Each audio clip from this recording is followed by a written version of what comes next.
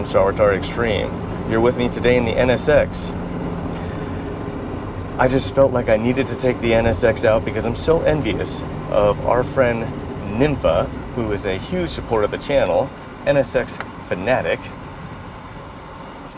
and is oftentimes telling me what a great time he's having with all the attraction from the nice looking women that his NSX provides, the parties that he takes these women to, and of course all the dinner dates. These are things that just don't happen for Adam because all he does is work, and he's married and has a child, and pretty much that all equates to a very boring life. But at least I have an NSX, so I can partake in that small amount of excitement that he does as well. Now, today, some exciting stuff. We're gonna go back in time to when I was down south, and we'll get a nice shop tour of FR Performance by the man himself, Abel. I just love seeing behind the scenes stuff, and it really gives you an idea of the work quality and the work ethic. So please enjoy. Today I'm in Ontario, and again, it is insanely hot. For anyone who likes cooler temperatures, it is miserable down here. Possibly above 100 again, as I am sweating profusely. But I hope you will understand why I'm dying. But I have something extremely exciting for all of you today. Today I came to visit one of my longtime friends.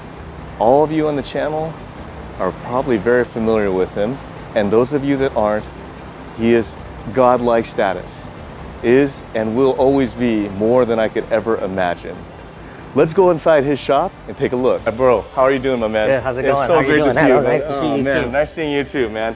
Gosh, we really appreciate you sharing all this with the channel, and was wondering if you could take a few minutes and possibly give us a tour of FR Performance, the #1 shop. Well, I'm glad you finally came down. I don't think you had come here before. It's been a long time since I saw you, so that's good that we get to catch up. Basically, there's two parts to the shop. This part that we're in right now is where we do the fabricating, assembly. We have the machine work here, the welding, all the tools, and where we keep the race cars at. The other part of the shop, which we'll get to later, is where so we keep some of the other cars and the dynos at, and we do all the dynoing. So basically, this shop right here, Adam, if you come over here and you step where that white RX-3 is at, that's where my RX-8 got built. So the RX-8 got built here from ground up, started from a pile of chromoly tubes. Everything got done here except for the paint job. So we built it in-house with some parts that we got from Dyno, you know, like the rear end housing, wheelie bars and stuff like that. But everything else got done in-house, And we do all kinds of stuff here. We can fabricate anywhere from, like you see, making a whole car, to fabricating exhaust systems, turbo systems, intercoolers, to do wiring, installing, programming, and doing all kinds of stuff. That is so awesome, man. Can you show us over here some of the equipment you're using and exactly how you fab all the stuff up? Well, we have a couple of welders. We got the mill and the lathe, which is real important. We have a brake and a shear. We got our welding table over here, a different welder, and all the belts and sanders. So it makes it easier. You know, you got to have the equipment. You can be talented and hire the best guys you can, but honestly, if you don't have good equipment for them and stuff, it really makes it hard and is not as efficient, you know, for your customer, your paying customer. So I try to keep as many things as we need to fabricate to make the process real efficient and affordable for the customers. Now guys, I don't know if you caught that, but the greatest thing about Abel is everything is customer service first. Someone like him who's legendary and #1, oftentimes what you get is do it my way because it's the best way. This man will always take care of all your projects, and that is of course why I eternally love him. Now bro, a lot of my viewers are interested in getting into cars and building cars, especially on the fabrication side and everything you do. What do you recommend that they do as the best course if they wanted to get into possibly building cars, fabrication work, mechanic work? What's the best path? The best path, honestly, is try to get or friend someone or apprenticeship of someone that's actually doing good work. Because like you and me know, we both went through this phase before you worked on cars and I worked on cars. You know, we would go to Hanson's and pay for Hanson's, and luckily we were fortunate enough to meet such a good person like him in his shop where we learned and we saw the way things were supposed to be done right. But there's so many people out there and shops out there that just, you know, Mickey Mouse stuff and don't do things right. So my best advice to them is get with someone that's really doing things right, whose cars are being successful and reliable out there, and try to learn as much as you can from them. And it's not gonna happen overnight. It comes with experience. Eventually you'll get better and better as time goes by with experience. Now, bro, since you're like #1, I mean, do you take on any apprenticeships yourself? I have once or twice, and I'm actually looking for some mechanics right now, but it's so hard at them because, you know, if something goes wrong here, it could be the difference of a major blow up or someone, you know, getting hurt or losing their life. So that's why I'm real hesitant. And usually all the final assembly, either I do it or my brother or both of us. You know, very rarely do I let anyone else come in and do that stuff, just because I know how good everything has to be and what's at stake. Man, you guys, I really got 2 things out of that. The first thing is, if you want a top-notch project, I would highly recommend you bring it to FR Performance. But a lot of you that have asked me about apprenticeships or possibly shadowing me, I just heard there's an opportunity. So if you really are serious about learning, and this man is 10 times better than I ever was or will be, you would learn from the best. That is an opportunity. So again, FR Performance, you guys might want to check that out. Now, the other thing is that Abel is a master engine builder. He is the best, period. He also taught me what I know. Bro, where exactly is all the magic done? And can you give us any sort of secret information? Everyone always wants to see your ports and what you're doing. Some of it is done here. So as you can see, I do some of the machine work here on the mill or on the lathe, but all of my engine assembly and engine work, a little bit of porting gets done here, all gets done at home. So at home, I don't have a garage. My garage is my engine room. I converted my garage into my engine room, and I do all the stuff at home. The reason I do that at home is when I go to build engines, it's a serious time. You have to really be careful on what you do and make sure you're doing things right. So at home, I'm away from this. We're away from the grinding. We're away from the dust. We're away from everything that can contaminate the motor. It's a nice, clean environment. Here, we would have to have a specialty room that would take room away from the shop, and it's just not reasonable to have it here. And plus, I can get up at home early, do it, work late at night, you know, and if I need to take a little break, I can take a little break and go and get something to eat. Because one thing with engines that people will learn, and all the great engine builders are, you do not rush an engine. It comes together when it comes together, and the main thing is you have to be focused and concentrate and watch every step you take, because once it's together and you get it in the car, if one little thing goes wrong, there goes everything. All that work is down the drain and you got to start all over. You know, it's not that it's okay, but imagine if that happens to a customer that's going out of town or a rush job or something, and you get it done wrong, it just, one thing leads to another. It's a chain ball effect. So you want to make sure you're fully concentrated, you watch step by step, and you're nice and relaxed, and it comes together as it comes together when you're building engines. Guys, I've known this man forever, so I'm going to translate what that means is, I'm the best in the world, and I'm sorry, I can't give you any secrets, so you're out of luck. But again, if you were to study under him, I know him. He's the best. He'll teach you everything. And the cool thing is about FR Performance is they really specialize in rotaries. I know a lot of you guys know that. That is why the man is the man. But he does a wide variety of cars. I mean, take a good scope look at the shop. They do tons of different stuff here. You can get it done. And I mean, part of the best thing probably, honestly, about getting anything done here is you can hang with the man. I wouldn't do it when he's, you know, just before October when he's taken off to Orlando, but he is the nicest guy on the planet. And so, of course, that is why I love to hang with him. It is the best. And the cool part is that we're only in part of the shop. If I'm not mistaken, Abel, were you telling me there is a whole nother section of FR Performance? Yeah, there's a whole nother section which we're going to go to over right now, where we keep some cars, and that's where we have our chassis dyno, and we do all the dynoing, calibrations, and everything. Or people come and rent out, customers come and rent out the dyno, say they're having an issue.